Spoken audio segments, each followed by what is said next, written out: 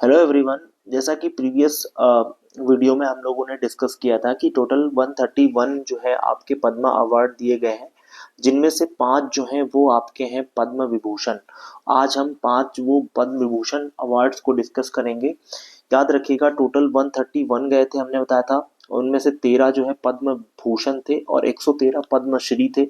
5 पद्म विभूषण है, जिसमें 19 वुमेन को गए, 6 फॉरेनर्स एनआरआईज को गए और 16 जो है पोस्टमसली अवार्डीज जो हैं उन लोगों को गए, जो मर चुके हैं उनको।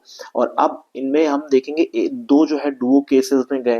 डुओ केसेस में मैंने बताया था कि एक ही काउंट होता है, लेकिन मिलते दो लोगों को है, इंडिविजुअली एक ही काउंट होता है। तो इसमें अगर हम देखें तो जो 2026 के हमारे पद्म अवार्ड है, इसमें Padma Vibhushan second highest award है भारत रत्न के बाद में। तो पद्म विभूषण आप देख रहे हैं 5 लोगों को गए हैं। किन किन लोगों को गए हैं उन लोगों को हम लोग अब जो है डिस्कस करेंगे और देखेंगे। पहला आप देख पा रहे हैं यहाँ पे स्क्रीन पे, ये आपके धर्मेंद्र पाजी हैं और इनको इनका श्री धर्मेंद्र सिंह देवल जी को ये अवार्ड मिला है। और आप जानते हैं इनको पद्म विभूषण से नवाजा गया है। हिंदी सिनेमा के बहुत ही एक आप कहेंगे कि आइकॉनिक एक अभिनेता रहे, और इनको ही मैन के नाम से जाना जाता था। बॉलीवुड में ही मैन कहा जाता था इनको, है ना, ये आपको पता है। तो ही मैन के नाम से जाना था। 6 दशक तक इन्होंने काम किया, लगभग 300 प्लस मूवीज इन्होंने दी हैं। 300 प्लस मूवीज दी, 6 दशक तक इन्होंने काम किया। और शोले के वीरू को आप कैसे भूल सकते हैं। जो शोले मूवी है, काफी टाइम तक लोगों के दिलों में छाई रही, आज भी बहुत ही आइकॉनिक मूवी रही वो, है ना। और शोले में जो वीरू का रोल किया है इन्होंने ही किया था, और आप देखेंगे इनको पोस्टमसली दिया जाता है। आप देखेंगे अभी रिसेंट में इनकी डेथ हुई थी 26 नवंबर, है ना, 26 नवंबर 2025 में इनकी डेथ हुई है। तो 26 नवंबर 2025 को इनकी डेथ हुई है, और 90 वर्ष की ईयर में ये डेथ इनकी हो जाती है। और इनको भारत सरकार देती है धर्मेंद्र जी को पद्म विभूषण अवार्ड पोस्टमसली मरने के बाद। तो आई होप ये सारी चीजें आपको क्लियर हो गई होंगी। अब हम सेकंड अवार्डी लेंगे। सेकंड अवार्डी कौन है, जहां पर आप देख पा रहे हैं स्क्रीन पे, ये मैम है। ये बेसिकली सुश्री एन राजम मैम है। इनको पद्म विभूषण 2026 से अवार्ड दिया गया है, और ये उत्तर प्रदेश से बिलोंग करती हैं।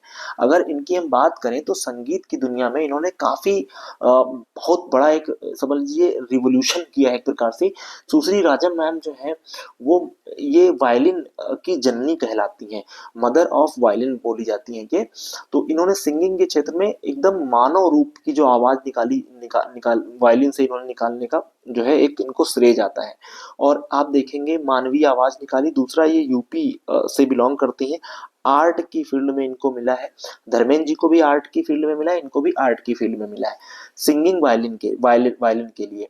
और दूसरी बात याद रखिएगा, 40 साल तक इन्होंने बीएचयू में, 40 साल तक म्यूजिशियन विभाग में चीफ रही हैं, बीएचयू में, यानी बनारस हिंदू यूनिवर्सिटी में। तो याद रखिएगा, इनको मिला है दूसरा अवार्ड। और दूसरे नंबर पे पद्मा अवार्ड, और तीसरे नंबर पे कौन है, इनको हम देखेंगे यहाँ पे। यहाँ पे आप देख पा रहे होंगे, ये जो है इनके बारे में अगर हम बात करें तो ये है इनको अवार्ड मिला है, और ये आपके बिलोंग करते हैं कहाँ से, पोस्टमसली मिला है। याद रखिएगा, जो 5 लोग हैं उनमें से 2 लोगों को तो पोस्टमसली मिल रहा है, इनको भी पोस्टमसली मिल रहा है, ये भी मरने के बाद इनको मिला है। इनका नाम है श्री वी एस अच्युतानंद। तो Shri V S Achutanand sir को पोस्टमसली मिला है पद्मा अवार्ड 2026 का। अगर इनकी बात करें तो ये फ्रॉम केरला, केरला से बिलोंग करते हैं, याद रखिएगा केरला से बिलोंग करते हैं। और दूसरा, ये 11th चीफ मिनिस्टर थे केरला के। क्या थे, चीफ मिनिस्टर थे 11th, ठीक है, ये बात याद रखिएगा। और गरीबों के लिए, भूमिहीनों के लिए इन्होंने उनके हक की लड़ाई लड़ी, और काफी इंपॉर्टेंट पर्सनालिटी थे ये। अभी रिसेंट में ही 21 ऑफ जुलाई याद रखिएगा, 21 ऑफ जुलाई 2025 को इनकी डेथ हुई है। तो ये इनको भी जो है पोस्टमसली मिल रहा है। 2 लोगों को पोस्टमसली मिला, 3 लोगों को जिंदा रहते मिला है, ये बात आपको याद रखनी है। अब हम अगला पर्सन लेंगे, किनको मिला है पद्मा विभूषण। ये आप इनको याद रखिएगा, ठीक है। ये एक बहुत ही रिनॉन्ड आप देखेंगे लिटरेचर एजुकेशनिस्ट है, और ये केरला से बिलोंग करते हैं। पद्मा विभूषण को मिला है, पी नारायण इनका नाम है। तो पी नारायण सर को मिला है लिटरेचर एवं एजुकेशन की फील्ड में, फ्रॉम केरला। और अगर हम बात करें, इन्होंने अपने समय में बहुत जागरूक करने करने वाले लेख लिखा है, इन्होंने लोगों को बहुत ज्यादा मोटिवेट करके जागरूक करने का काम किया, इसलिए इनको दिया गया है। अब हम बात करें अगली पर्सनालिटी, ये है मिस्टर, इनकी अगर हम बात करें तो ये केटी थॉमस है।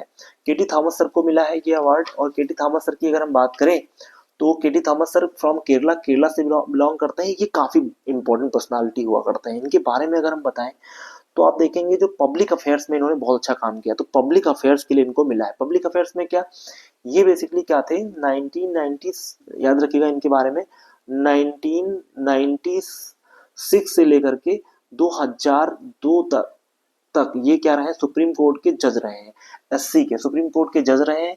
तो क्या किया इन्होंने, अब इनका सबसे फेमस जो केस था, ये आपके जो राजीव गांधी सर का असैसिनेशन हुआ था, उनकी हत्या की गई थी, उस बेंच के हाईलाइटेड केस था इनका, और ये इस बेंच की अध्यक्षता कर रहे थे। बेसिकली इनकी जो आत्मकथा है वो कानून के क्षेत्र में जो काम करने वाले बच्चे हैं उनके लिए बहुत ही इंस्पायरेशन का काम करती है, प्रेरणादायक है। और इनकी आत्मकथा का नाम है हनी बीज ऑफ सोलोमन। तो याद रखिएगा इनकी आत्मकथा क्या है, हनी बीज ऑफ सोलोमन। और ये काफी इंपॉर्टेंट इनकी फेमस आत्मकथा है। तो आई होप ये 5 लोगों को जो अवार्ड मिला है ये एकदम आपको क्लियर हो गए होंगे। पहला आप याद रखिएगा एन राजम मैम को, और ये आप धर्मेंद्र सर को याद रखिएगा। एंड आफ्टर दैट आप देख रहे हैं we S Achyutanand Nandan sir को, और ये आपके हैं एन नारायण सर, और ये आपके हैं जिनको अभी मैंने बताया केटी थॉमस सर।